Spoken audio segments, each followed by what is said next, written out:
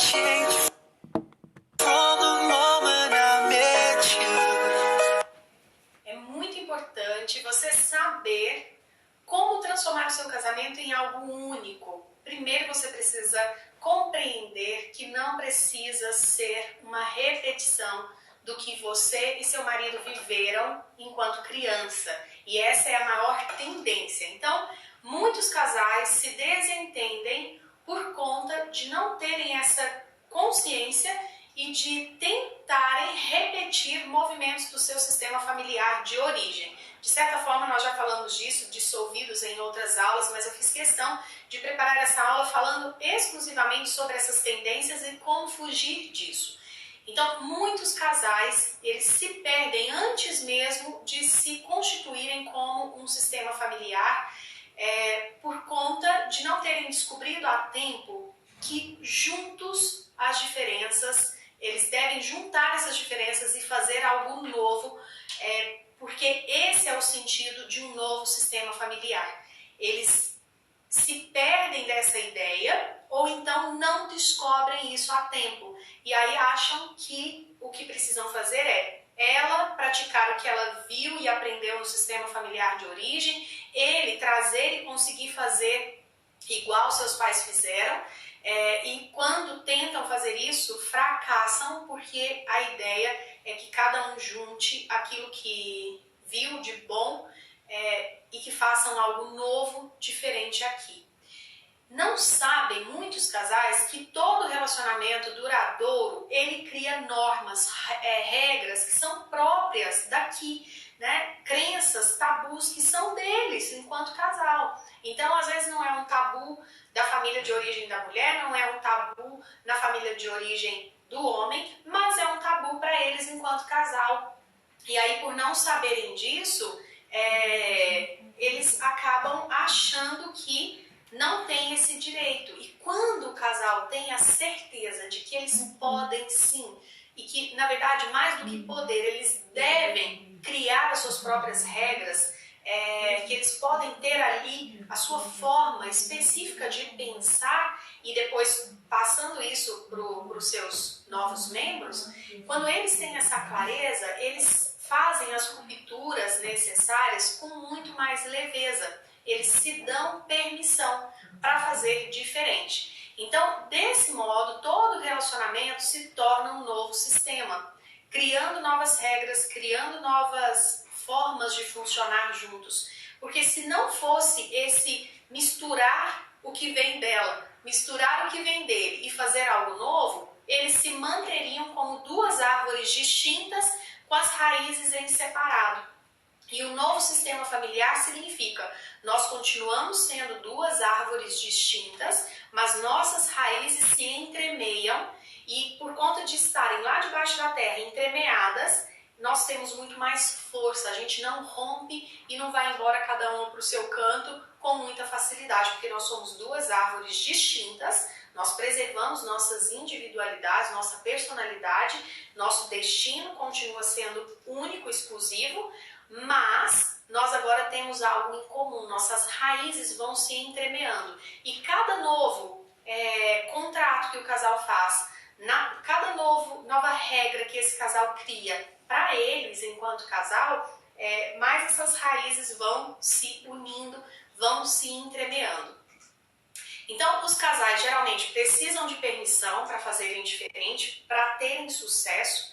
Sem essa permissão fica muito pesado, porque eles vêm com ideias inconscientes, vou colocar já aqui para você, ideias inconscientes do tipo, que são ideias que levam ao fracasso, porque eles pensam, como já disse em aulas anteriores, se eu fizer diferente do papai e da mamãe, eu vou ser punido, eu vou deixar de pertencer, eu tenho então que fazer da forma como eles fizeram, porque do jeito que eles fizeram é o jeito certo.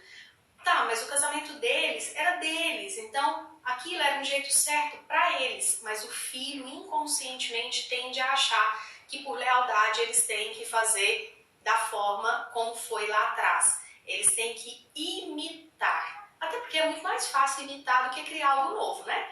O imitado você já tem uma noção de onde vai dar, o criado, você não tem a menor ideia de onde aquilo vai dar. Mas no caso dos relacionamentos de casal, tem-se muito mais chance de dar certo quando cria do que quando simplesmente imita.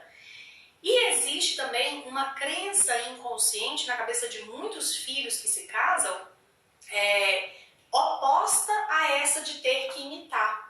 É uma arrogância de eu vou fazer totalmente diferente, eu acho que o casamento do meu pai e da minha mãe não era um bom casamento, então eu vou fazer totalmente diferente, inclusive para mostrar para eles como é que se faz, qual é o jeito certo de fazer. E aí é pedir para fracassar, porque o seu casamento ele não tem que ser uma experiência para provar nada para ninguém.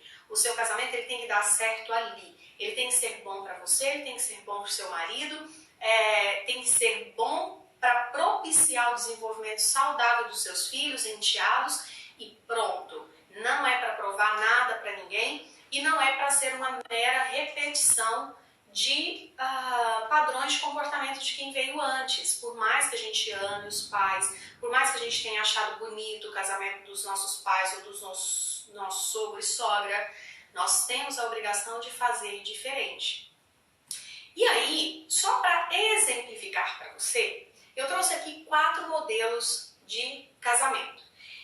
Só para você ver, tem vários outros, esses 4 foram os escolhidos para ilustrar e te mostrar a diversidade e te mostrar que você pode escolher, né, aquele modelo que mais se adequa, que mais torna você e seu marido desenvolvidos, elevados e fortes na vida.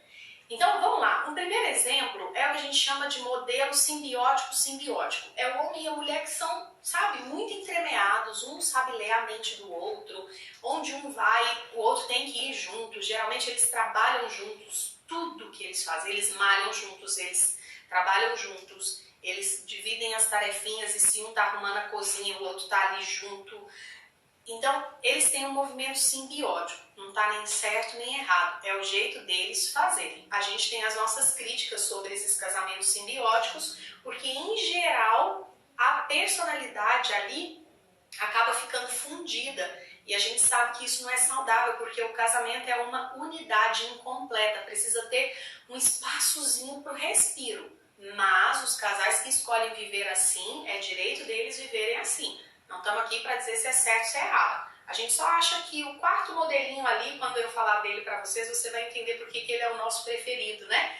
De quem é especialista em relacionamento de casal e família. Mas ok, existe esse modelo, se o casal quer viver esse modelo, tá tudo certo. Existe um segundo modelo que é o simbiótico atuante. O que é isso? O atuante é aquele que fica indo para fora do relacionamento. Então, o simbiótico olha para esse e esse aqui olha para fora. Então, em geral, é um relacionamento onde esse aqui, que é o simbiótico, ele sofre muito uma sensação de desprezo, como se ele estivesse remando sozinho dentro daquele casamento. Não estamos aqui também dizendo se é certo ou se é errado, a gente só acha que não é a melhor configuração de casamento.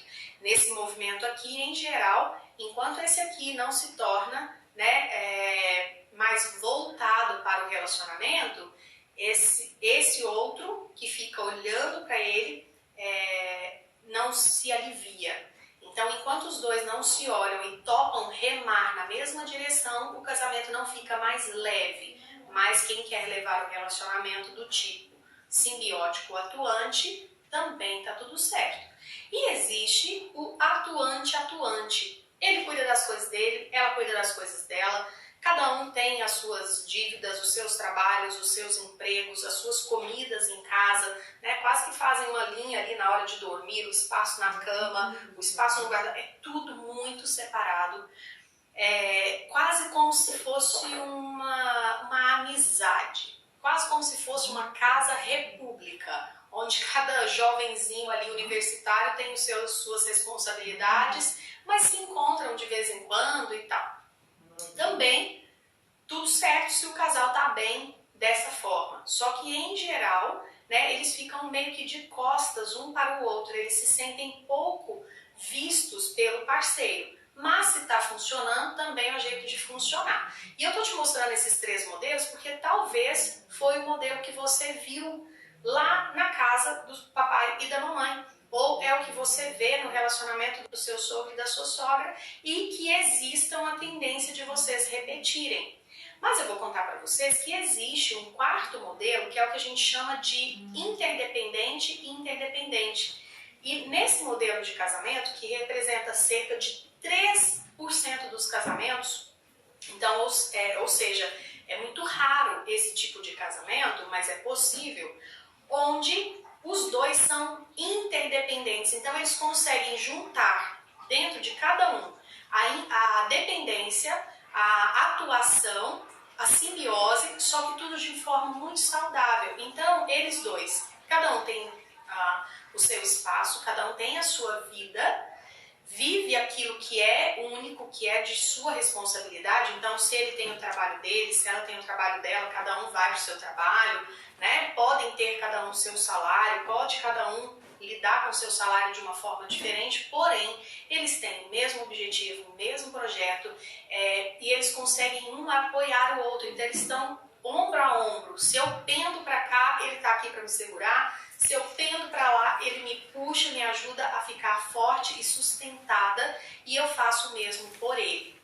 Então, eu estou aqui para te dizer que você não precisa imitar o comportamento do seu pai e da sua mãe ou de outras pessoas que você viu no seu sistema familiar. Se você hoje não vive o casamento interdependência, você pode vivê-lo se você assim quiser e colocar em prática tudo que a gente está falando aqui no casamento 5D, tá bom? Importante você saber é que cada casal tem a sua colher de medida e precisa ter e respeitar essa colher de medida. Então não interessa o nome, o rótulo que o seu casamento tenha. Se você e seu marido têm a colher de medida de vocês, vocês sabem os limites de vocês, as regras que vocês estabeleceram para funcionarem bem, e vocês respeitam essas regras, está tudo certo, é o ponto principal que o casal precisa ter em mente, tá bom? Trazendo para a prática, né, como é que você pode fortalecer a identidade do seu casamento? Trouxe aqui alguns pontos bem claros para você. Primeira coisa, nunca se comparem com outros casais, porque você nunca sabe de fato o que se passa nos bastidores daquele casal. Então você vê uma foto na rede social, você ouve o depoimento na televisão, você escuta uma amiga te contando, ali é a versão de cada um. É um clique, é um único momento, você não sabe o todo, e é muito importante que se saiba esse todo para poder julgar. Então não se compare com ninguém, porque a gente nunca vai saber a história por completo, só mesmo do nosso próprio casamento. Essa história de jeito certo e jeito errado, isso também é muito relativo, porque o jeito que é certo para vocês pode ser errado para sua amiga e para o marido dela.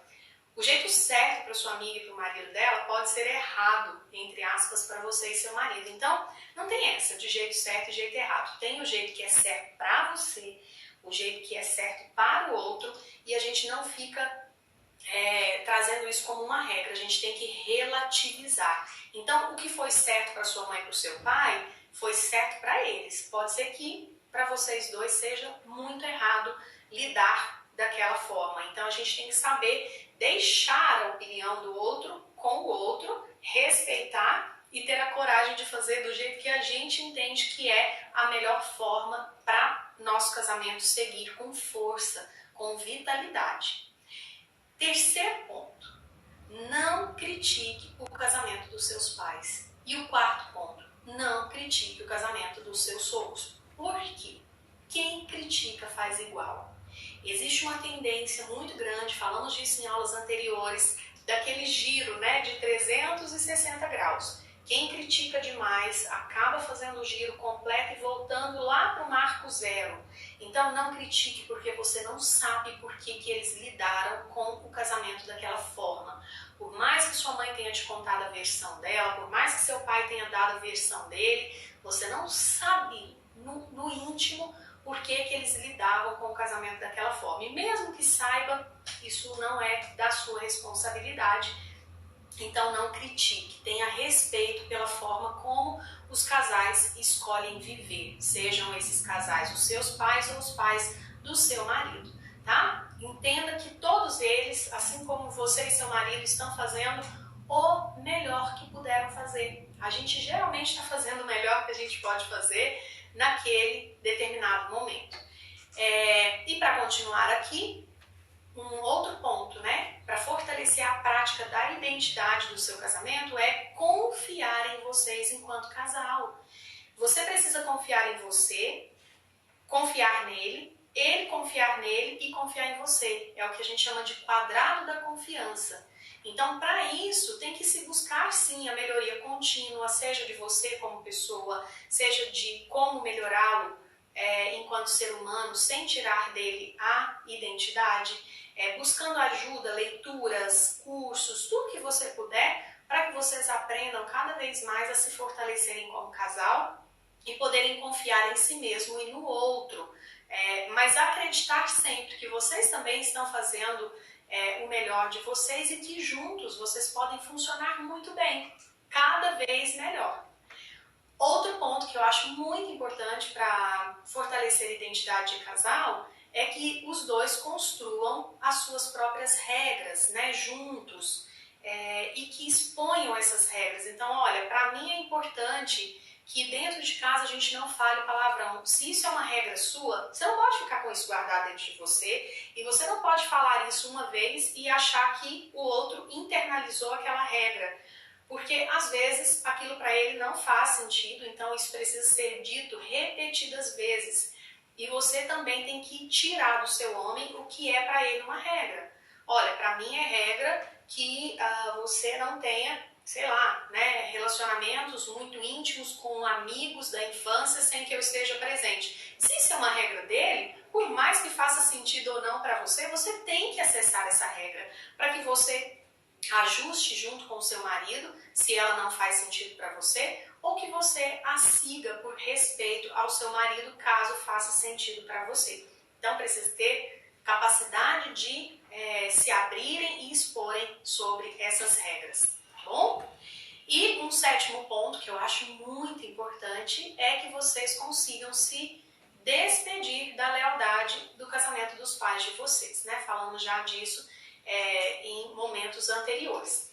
E antes de encerrar essa aula, eu quero deixar uma tarefa. Você vai clicar no documento que eu vou deixar anexado aqui nessa aula, que é um questionário chamado Casamento dos Pais, que é para você ter mais clareza sobre possíveis aspectos que você ou seu marido possam estar repetindo no casamento de vocês. Então é uma tarefa muito especial que vai abrir campo para você clarear aí o que inconscientemente você ou ele podem estar repetindo, sendo leais e trazendo prejuízo para o casamento de vocês. É uma tarefa que você tem que se revestir de seriedade, de respeito para poder fazer. Porque senão é muito fácil você sair da tarefa e já ir criticar o seu pai e sua mãe, percebendo que hoje você está fazendo no seu casamento exatamente o que eles fizeram lá atrás e às vezes até achando que a culpa é deles. Não é.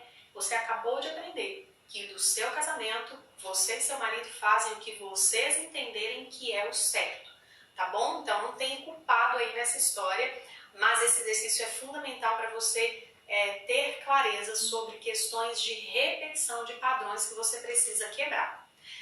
Antes de finalizar aqui, as palavras-chave ou expressões-chave dessa aula para você se recordar. Não tem jeito certo ou errado. Cada um faz da maneira que considera mais saudável para o seu casamento. Você e seu marido podem escolher fazer diferente dos pais de vocês e para isso basta respeitar o que veio antes e ver a beleza em se fazer diferente.